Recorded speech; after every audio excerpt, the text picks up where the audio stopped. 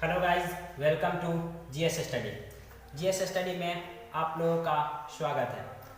जैसा कि हम आप लोगों को पहले भी बता चुके कि वीक में हम एवरीडे क्लास लेकर एक एक आएंगे। उसी क्रम में आज सैटरडे है और सैटरडे का क्लास हमने जनरल साइंस बायोलॉजी के रूप में चुना है। ऑलरेडी हम बायोलॉजी में डाइजेस्टिव सिस्टम के 2 लेक्चर वीडियो अपलोड कर चुके हैं।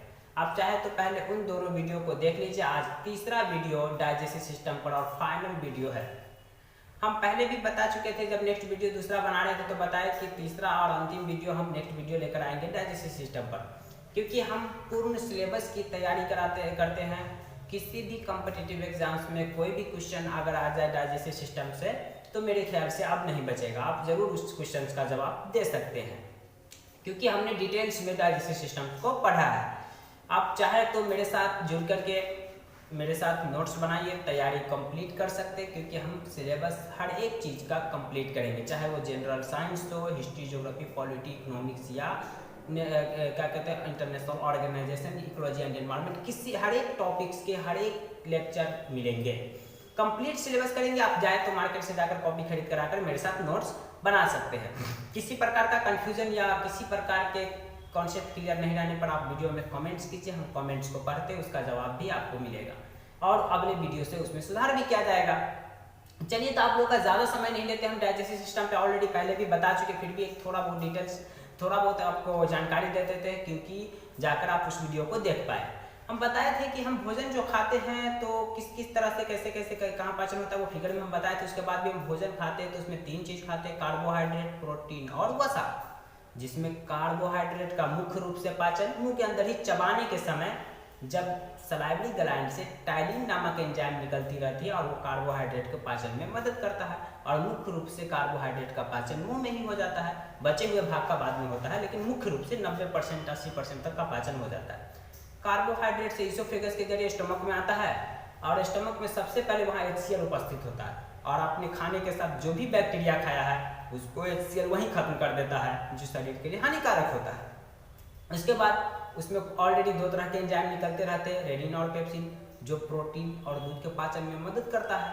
उसके बाद वहाँ से स्टमक, एक बात और, या स्टमक में मुख्य रूप से प्रोटीन का पाचन होता है, पूर्ण रूप से नहीं, मुख्य रूप से 70 से 90% वहाँ भी प्रोटीन का पाचन हो जाता है। शेष बचे हुए प्रोटीन का पाचन पक्वाशय, हम फिगर में बताए थे पक्वाशय कहाँ से कहाँ तक के भाग को होते हैं। जब अमाशय से लेकर के छोटी आंत के बीच के भाग को पक्वाशय कहते हैं। इस बीच में जो भोजन रहता है यहाँ पक्वाशय। फिर पक्वाशय में देखेंगे कि देखे थे हम उस दिन की यकृत से पित्तरस आकर यकृत से निकलने वाला पित्तरस आकर मिलता है, जो भोजन को अम्लीय से क्षारीय बना देता है। फिर पेनक्रियाज के पास पहुँचता है, पेनक्रियाज से 3 प्रकार के एंजाइम आकर मिलते हैं और उसे भी फिर बचे हुए प्रोटीन, वसा वगैरह का पाचन। हम बताए थे कि वसा का पाचन यहीं पर लाइपेज नामक एंजाइम से होता है। फिर अभी भी भोजन का पूर्ण रूप से पाचन नहीं हुआ है, छोटी आंत में प्रवेश करती है। हम बताए हुए डिटेल से आप नेक्स्ट वीडियो में देख सकते हैं, एक छोटा आपको दे देते हैं। जब छोटी आंत में प्रवेश करता है, छोटी आंत में खुद 5 प्रकार के एंजाइम निकलते हैं, जो बचे हुए प्रोटीन, वसा वगैरह जो भी चीज़ बचे उन सबको अंतिम रूप से पचाने में मदद करता है। एक और बात, छोटी आंत में भोजन का अवशोषण होता है, क्योंकि पूर्ण रूप से पाचन हो गया। अब जो बचे हुए भोजन है, जो हमने खाया है पौष्टिक पदार्थ, उसका अवशोषण छोटी आंत में ही होता है। हमने इतनी बात बताए थे। दूसरी बात की छोटी आंत मानव शरीर की सबसे लंबी ग्रंथि है, यह भी बताए थे। और भी छोटी आंत के बारे में जो डिटेल्स में हम डिस्कशन कर चुके हैं, यानी यहाँ तक हमने डिटेल्स में। इसके बाद बड़ी आंत में भोजन जाता है, फिर एनएच के द्वारा फाइनली बाहर निकल जाता है। अच्छा, बड़ी आंत बचा हुआ है, उसको भी हम देख लेंगे इसी वीडियो में। चलिए, सबसे पहले आज का जो टॉपिक है मेरे पास, पाचन तंत्र में भाग लेने वाले प्रमुख अंग, जिसमें हम लीवर नहीं बताए थे, क्योंकि लीवर में भोजन नहीं जाता है, लीवर उसको पाचन में मदद करता है। उसी तरह से आज बचा हुआ गैल ब्लैडर और पेनक्रियाज को भी हम देख लेंगे। चलिए, तो हम कंटेंट्स को लिखने में समय बचने के कारण आज पहले ही बोर्ड पर लिख दिए हुए हैं, आप लोग देखिए और कैसा लगा वीडियो में कमेंट प्लीज कर दीजिएगा। हम बताएंगे जैसे जैसे आप लोग कमेंट कीजिएगा, वीडियो में इंप्रूवमेंट हम लाएंगे, क्योंकि हम वीडियो एक लंबी लर्निंग के लिए आए हैं, हम लंबे समय यूट्यूब पर बिताएंगे, आप लोग का प्लीज सपोर्ट चाहिए। चलिए ठीक है, तो सबसे पहले हम देखते हैं यकृत। यह मानव शरीर की सबसे बड़ी ग्रंथि है, जिसका वजन 1.5 से 2 kg होता है। यह मानव शरीर की सबसे बड़ी ग्रंथि है। कोई पूछ बैठे कि कि बताओ मानव शरीर की सबसे बड़ी ग्रंथि किसे कहते हैं, बोल देना यकृत, कोई बड़ी बात नहीं। वजन कितना होता है, 1.5 से 2 किलो। यकृत द्वारा ही पित्तरस स्रावित होती है, यानी यकृत से पित्तरस निकलता है, हम पहले भी बता चुके हैं। यह पित्त आंत में उपस्थित एंजाइम की क्रिया को तीव्र कर देता है। आंत में उपस्थित जो एंजाइम की क्रिया होती रहती है उसे और तीव्र कर देता है, बढ़ा देता है। और यह पित्त क्षारीय होता भी है, जो भोजन को अम्लीय से क्षारीय बना देता है। उसके बाद यकृत प्रोटीन के उपापचय में यानी कि प्रोटीन के पाचन में सक्रिय रूप से भाग लेती है और प्रोटीन विघटन के फलस्वरूप उत्पन्न विषैले अमीनो अम्ल अमोनियम को यूरिया में परिवर्तित कर देता है। और यह यकृत प्रोटीन के पाचन में सक्रिय रूप से भाग लेता है और प्रोटीन का जब विघटन होता रहता है, पाचन क्या टूटना, छोटे से पदार्थ में टूटता रहता है, जैसे पिसाते रहता है। उसी क्रम में अमोनियम का जब निर्माण होता है तो उस अमोनियम का जब उत्पन्न होता है, उस प्रोटीन के विघटन में अमोनियम जो बनता है, उस अमोनियम को यूरिया में परिवर्तित करने का काम भी यकृत करता है। देखिए कितना बड़ा काम करता है यकृत हमारे शरीर के लिए, सबसे बड़ी ग्रंथि, सबसे ज्यादा जिम्मेदारी। देख लीजिए यकृत प्रोटीन की अधिकतम मात्रा को कार्बोहाइड्रेट में परिवर्तित कर देता है। अगर हमने खाने में अधिक से अधिक प्रोटीन ही सिर्फ खाया है तो भोजन तो शरीर को एक संतुलित मात्रा में चाहिए, तो उसको संतुलन करने के लिए प्रोटीन की अधिकतम मात्रा को कार्बोहाइड्रेट में परिवर्तित कर देता है, क्योंकि भोजन में हमें कार्बोहाइड्रेट भी चाहिए, प्रोटीन भी चाहिए, वसा भी चाहिए, किसी एक से काम नहीं चलेगा। तो ये क्या करता है, प्रोटीन की अधिकतम मात्रा को कार्बोहाइड्रेट में भी बदल देता है। अगला जिसका काम है, भोजन में वसा की कमी होने पर यकृत कार्बोहाइड्रेट के कुछ भाग को वसा में परिवर्तित कर देता है। यानी कि आप भोजन में कार्बोहाइड्रेट से खा लिए ज़्यादा, प्रोटीन खा लिए, वसा की कमी है, तो ये संतुलन मात्रा में चाहिए, तो ये भोजन वसा की कमी को भी दूर कर देता है और कार्बोहाइड्रेट को किस में बदल देता है, वसा में। अब हमारे शरीर के वसा की भी प्रॉब्लम सॉल्व हो गई। इतनी सारी काम करते हैं यकृत। इसके अलावा इम्पोर्टेंट बात, यकृत से किसी प्रकार का एंजाइम नहीं स्रावित होता है, यानी एंजाइम नहीं निकलता है, पित्त रस निकलता है, बल्कि किसी प्रकार का एंजाइम यकृत से नहीं निकलता है। अगली बात, वसा एवं भोजन का संग्रहण यकृत में होता है। हम एक बात बोले थे कि भोजन का अवशोषण छोटी आंत में होता है, लेकिन संग्रहण, इकट्ठा, जमाव यकृत में होता है। इस बात का याद रखिएगा, ये भी इंपॉर्टेंट बात है, याद रखिएगा कि भोजन और वसा का संग्रहण कोई पूछ बैठे कहाँ होता है, बोल दीजिएगा यकृत में होता है। हो सकता है इससे पहले कंफ्यूजन रहा होगा, भोजन का अवशोषण कहाँ होता है, तो छोटी आंत में, संग्रहण यकृत में। एक और बात, विटामिन ए, डी, ई, के का संग्रहण, यानी कि हमारे शरीर में विटामिन ए, डी, की का संग्रहण भी कहाँ होता है, ए, डी, ई, की का, तो बोल दीजिएगा यकृत में। और एक और इम्पोर्टेंट बात कि विटामिन के का निर्माण, विटामिन के का पूर्ण रूप से निर्माण यकृत में होता है। यकृत जिसका खराब हो जाए तो इतनी सारी काम करना बंद कर देती है।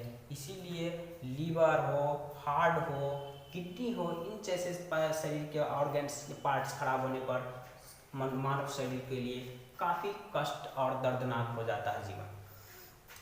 तो हमने देखा कि यकृत हमारे लाइफ में, हमारे भोजन की क्रिया में, हमारे भोजन के पाचन में किस तरह के रोल अदा करते हैं। तो चलिए हम यकृत के बारे में इतनी जानकारी, फिर हम अगले नेक्स्ट वीडियो में क्या कहते हैं, नेक्स्ट टॉपिक्स, इसके बाद यकृत के बाद उसी के पास होता है, आपने फिगर में देखा होगा, गॉल ब्लैडर यानी कि पित्ताशय। देखते हैं पित्ताशय के बारे में कि वो हमारे भोजन के पाचन में किस तरह से मदद करती है और भोजन को किस तरह से पाचन करने में सहायता देती है।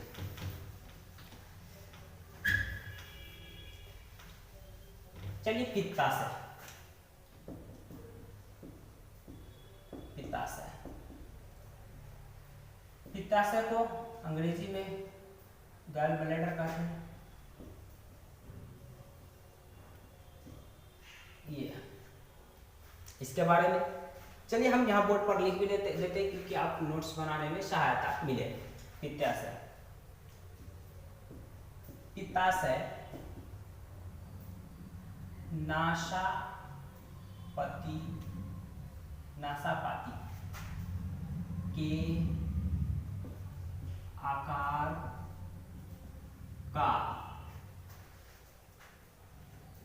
के आकार का एक थैली होता है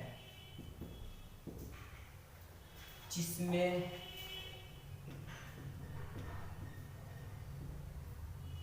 यकृत से निकलने वाला पित्तरस जमा होता है। पित्तरस कहाँ से निकलता है? यकृत से। जमा कहाँ होता है? गॉल ब्लैडर में, पित्ताशय में जमा होता है। अगली बात, पित्ताशय से पित्तरस पक्वाशय में पहुंचता है किसके द्वारा? पित्त नली के द्वारा।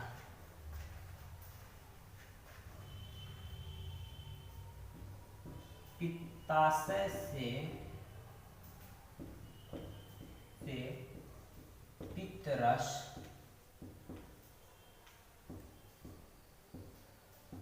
पक्वाशय में, ये पक्वाशय कहाँ से कहाँ के पार्ट्स को कहते हैं नेक्स्ट वीडियो में बता चुके हैं।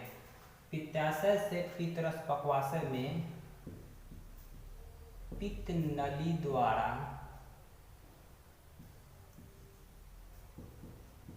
आती है। ठीक, चलिए अगली बात।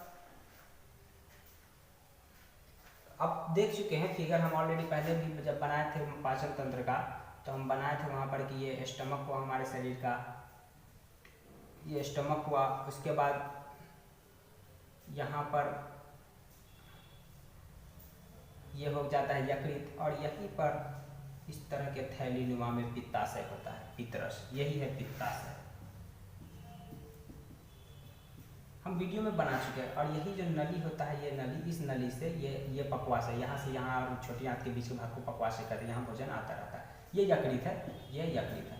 तो हम फिर भी छोटा ये आमाशय है, फिर पेनक्रियाज हो जाता है यहाँ पे, ये पेनक्रियाज हो गया, ये पेनक्रियाज है। फिर इस तरह से छोटी आंत हम वीडियो में बना चुके हैं, आप देख पिछले वीडियो में जाकर देख सकते हैं। अगली बात कि पित्त जो है, पित्त पीले हरे रंग का क्षारीय द्रव्य होता है जिसका पीएच मान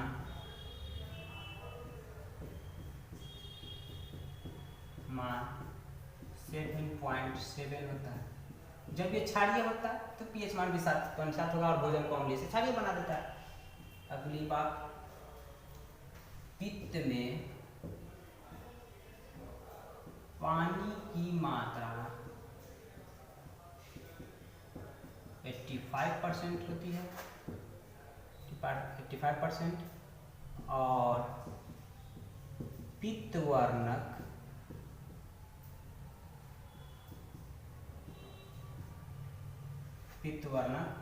12% होता है। पित्ताशय के बारे में इतनी जानकारी आप लोगों के सामने हमने रख दिया है। किसी भी एग्जाम्स के लिए यूजफुल है, आप इसे चाहे तो नोट्स कर सकते हैं या देख सकते हैं। कुछ नहीं, पित्तरस का जो पीएच मान होता है वो 7.7 होता है, जो क्षारीय होता है, भोजन को अम्लीय से क्षारीय बना देता है। पित्तरस में पानी की मात्रा 85%, पित्त वर्णक 12%। ठीक है, चलिए इतना ही। अब इससे आगे हम पेनक्रियाज को भी आज देख लेते हैं, अग्नाशय वो भी बचा हुआ है।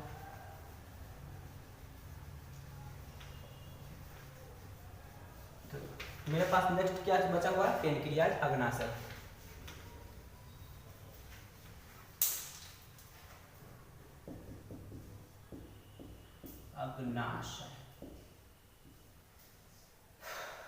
अग्नाशय देखें ये क्या करता है।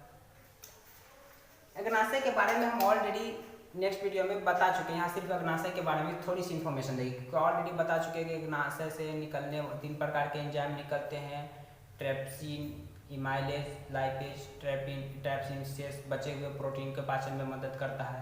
इसी तरह से इमाइलेज और लाइपेज भी बताए थे कि वसा के पाचन में मदद करता है। आप नेक्स्ट वीडियो भी देख सकते हैं। यहाँ सिर्फ हम थोड़ी बहुत जानकारी दे देते हैं कि अग्नाशय मानव शरीर की दूसरी सबसे बड़ी ग्रंथि है। कोई पूछे दूसरी सबसे बड़ी ग्रंथि कौन है, बोल दीजिए पेनक्रियाज, अग्नाशय। और इसकी एक और खासियत है, और यह एक साथ अंतः स्रावी और बहिर्स्रावी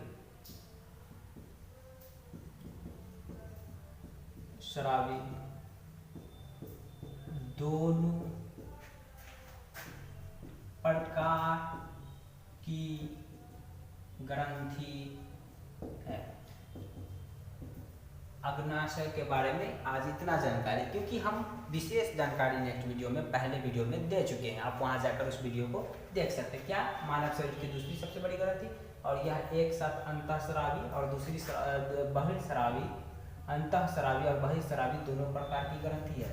यह एक साथ, यह इसकी खासियत है। चलिए हम इतना, एक चीज और बच गया था पाचन की क्रिया में, कि जब भोजन से छोटी आंत में जब भोजन का पाचन हो जाता है तो अवशिष्ट बचे हुए पदार्थ का क्या होता है। जब भोजन का पूर्ण रूप से पाचन होता है, पौष्टिक पदार्थ जो हम खाए जाते हैं, भोजन का अवशोषण शरीर तो कर लेता है, बचे हुए पदार्थ जो होते हैं छोटी आंत से बड़ी आंत में प्रवेश करते हैं। फिगर में दिखा चुके हैं। बड़ी आंत में अवशिष्ट पदार्थ वहां जाते हैं, और बड़ी आंत में क्या होता है कि भोजन में पानी का अवशोषण, जो पानी होता है उसका अवशोषण बड़ी आंत में होता है। ये इंपॉर्टेंट बात है। यानी किसी को अगर पेट झड़ती है, बार बार दस्त होता है, तो उसको जो प्रॉब्लम है वो बड़ी आंत में है। चलिए और भी बड़ी आंत के बारे में देखें कि बड़ी आंत की लंबाई 1.5 मीटर होती है। बड़ी आंत की लंबाई बढ़ने से हार्निया की बीमारी होती है। बड़ी आंत के रक्त वाहिनी की लंबाई बढ़ने से बवासीर की बीमारी होती है। चलिए हम इसको भी देख लेते हैं। बड़ी आंत, ये लास्ट बचा हुआ था, उस दिन वीडियो में हम कंप्लीट नहीं किए थे। लार्ज इंटेस्टाइन,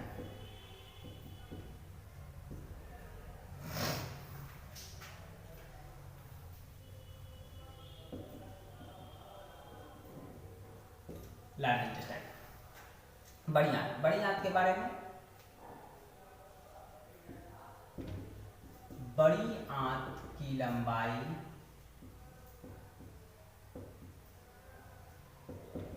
1.5 मीटर होती है, इसकी लंबाई। अगली बात, बड़ी आंत में पचे हुए भोजन में जो पानी होता है उसका अवशोषण होता है। चलिए तो सुनिए आप, बड़ी आंत की लंबाई बढ़ने से हार्निया की बीमारी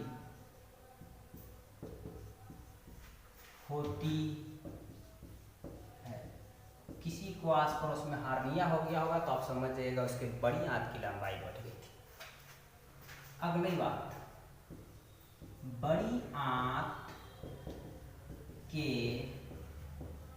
रक्त वाहिनी की लंबाई बढ़ने से बवासीर की बीमारी होती है।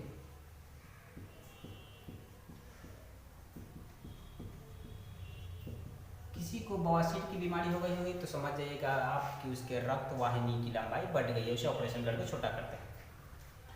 चलिए तो हमने पाचन तंत्र यानी डाइजेस्टिव सिस्टम में 3 वीडियो के जरिए 3 पार्ट्स के जरिए हमने डिटेल्स में डिस्कशन करके हर एक इन्फॉर्मेशन आपको दे दिए हैं, जो किसी भी कॉम्पिटिटिव एग्जाम्स के लिए यूजफुल है और इतना काफ़ी भी है। आप चाहे तो आप इसका एक नोट्स बनाइए प्रॉपर मेरे साथ, और अपने किसी भी कॉम्पिटिटिव, चाहे वो railway, banking, railway, SSC, navy की तैयारी कर रहे हैं, तो आप मेरे साथ जुड़ कर तैयारी कर सकते हैं। और जितना ज़्यादा हो सके इस सेशंस को शेयर कीजिए, लाइक कीजिए और सब्सक्राइब कीजिए। एक और बात, नेक्स्ट वीडियो में हम आप लोगों के साथ ह्यूमन हार्ट्स, काफ़ी इंटरेस्टिंग टॉपिक्स, काफ़ी ज़्यादा इंटरेस्टिंग टॉपिक्स लेकर आएंगे, आप लोग उसका इंतज़ार कीजिए। वीडियो में किसी भी प्रकार की कमी रहती है, कुछ खामी रहती है, तो कमेंट्स कर दिया कीजिए। धीरे धीरे हम उसमें इम्प्रूवमेंट लाएंगे, धीरे धीरे उसमें बदलाव लाएंगे, क्योंकि हम ये लंबी कोर्स लेकर आए हैं, क्योंकि हम ये कोई 1-2 दिन वीडियो अपलोड करके छोड़ेंगे नहीं, पूरे कंप्लीट कोर्स करेंगे। इसीलिए आप लोग का मशवरा भी प्लीज़ हमें, यानी आप लोग की राय भी हमें चाहिए। थैंक यू फॉर वॉचिंग, काफ़ी शुक्रिया आप लोगों को वीडियो देखने।